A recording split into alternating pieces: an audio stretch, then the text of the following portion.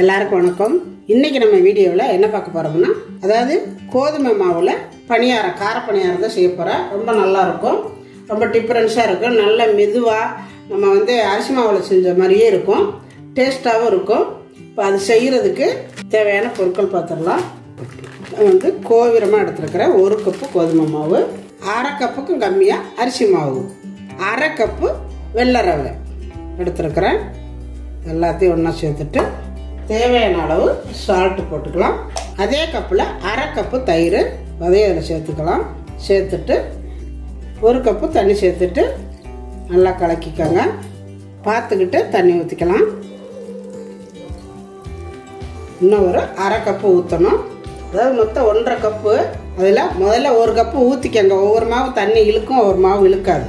அதனால் பார்த்து ஊற்றிக்கங்க. இப்போ நான் 1/2 கப்பு எடுத்துருக்கிறேன். கொஞ்சம் தான் ஊற்றிட்டு கொஞ்சம் வச்சுருக்கிறேன். பார்த்துக்கிட்டு ஊற்றிக்கலாம். ஆனால் மொத்தம் 1.5 கப்பு சேர்க்கணும் தண்ணி. நம்ம எந்த கப்பில் கோதுமை அளக்கிறோமோ அதே கப்பில் தான் எல்லாமே அளந்துக்கணும். இது கொஞ்சம் நேரம் ஊற விடணும். ஊறிட்டு பார்க்கும் பொழுது மறுக்கு கூட கொஞ்சம் தண்ணி விடுற மாதிரி வரும். ஃபஸ்ட்டில் நீங்கள் கொஞ்சம் கெட்டியாகவே வச்சுக்கோங்க.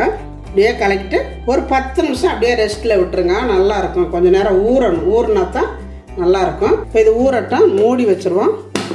நம்ம தயிரெல்லாம் ஊற்றிருக்கிறதுனால கொஞ்சம் மாவு புளிக்கணும், அந்த ரவையெல்லாம் ஊறணும். 1/4 மணி நேரம் ஊறணும். வடைச்சட்டி அடுப்பில் வச்சுருக்கிறேன். கொஞ்சம் போல் கடலெண்ணெய்,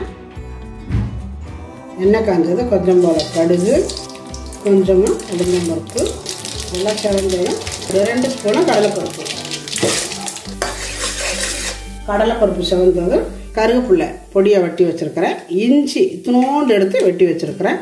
2 குட்டியாக பச்சை மிளகா, கருவேப்பிலை, இஞ்சி எல்லாத்தையும் சேர்த்துக்கலாம். சேர்த்துட்டு ஒரு வதக்கி சேர்த்து ஒரே ஒரு வெங்காயம் கட் பண்ணி வச்சுருக்கிறேன். 1 கேரட்டு சிரவி வச்சுருக்கிறேன். ஒரு 3 பீன்ஸு பாருங்கள், இந்த மாதிரி நைஸாக வெட்டி வச்சுக்கணும். பாருங்கள், இது மாதிரி இருக்கணும். இது எல்லாத்தையும் போட்டு இதை வதக்கிக்கலாம். இது எல்லாமே வெங்காயங்க எல்லாம் ஒட்டுக்க போட்டுக்கோங்க. இந்த மாதிரி இதுக்கு அளவாக உப்பு போட்டுக்கோங்க. நம்ம ஏற்கனவே மாவில் உப்பு போட்டுருக்குறோம். எல்லாரும் நல்லா வதக்கிடுங்க. கொஞ்சம் நேரம் இதில் வேகட்டும். அடுப்பை குறைச்சி வச்சுட்டு இந்த மாதிரி மூடி வச்சுக்கோங்க. பார்த்திங்கன்னா இப்போ நல்லா வதங்கிருச்சு. வதங்கினது போதும். அடுப்பை ஆஃப் பண்ணிவிட்டு கொஞ்சம் போல் கொத்தமல்லி தழை பொடியாக கட் பண்ணது அதையும் சேர்த்து ஒரு கிண்டிட்டு மாவில் தூக்கி ஊற்றிக்கலாம். நல்லா மாவு ஊறி இருக்குது.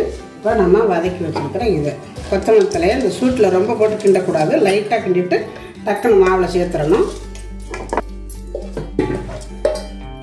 விட்டுட்டு நல்லா கலக்கி விட்டுக்கலாம். ஓரளவு கெட்டியாகவே இருக்குன்னா பார்த்துக்கோங்க. இப்போ எனக்கு கரெக்டாக தான் இருக்குது. காயெல்லாம் போட்டு கலக்கணுன்னா கரெக்டாக இருக்குது பாருங்கள்.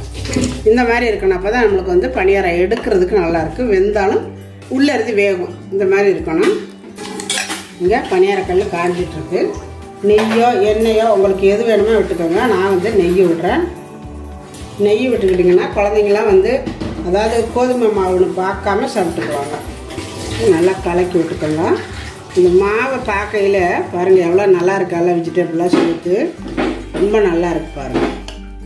இப்போ கொஞ்சம் கொஞ்சமாக எடுத்து ஊற்றிக்கலாம்.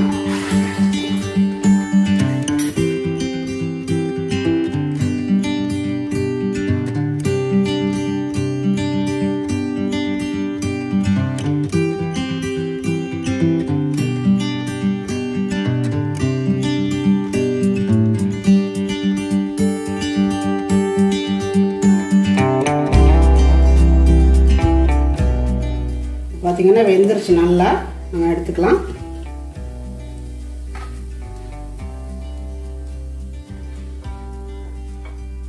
இதே மாதிரியே எல்லாமே ஊற்றி எடுத்துக்கலாம்.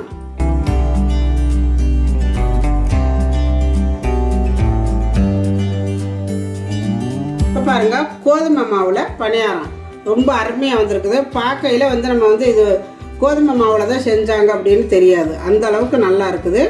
இதுவும் இங்கே பாருங்க நல்லா சாஃப்டாக இருக்குது பாருங்கள்.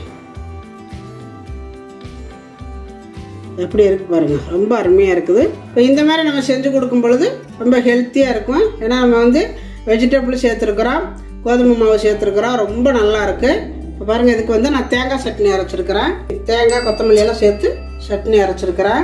இந்த மாதிரி நம்ம சாப்பிடும்பொழுது ரொம்ப நல்லாயிருக்கு. இதுக்கு எந்த சட்னி வேணாலும் அரைச்சிக்கலாம். கார சட்னி, தக்காளி சட்னி, தேங்காய் சட்னி எது வேணாலும் சூட் ஆகும். இதே மாதிரி நீங்களும் செஞ்சு பாருங்கள். செஞ்சு பார்த்துட்டு எப்படி வந்துச்சு அப்படிங்கிறத எனக்கு கமெண்டில் சொல்லுங்கள். இந்த வீடியோ பிடிச்சிருந்தா லைக் பண்ணுங்கள், ஷேர் பண்ணுங்கள், செட்டிநாடு சமையலுக்கு சப்ஸ்கிரைப் பண்ணுங்கள். நன்றி. வாழ்க வளமுடன்.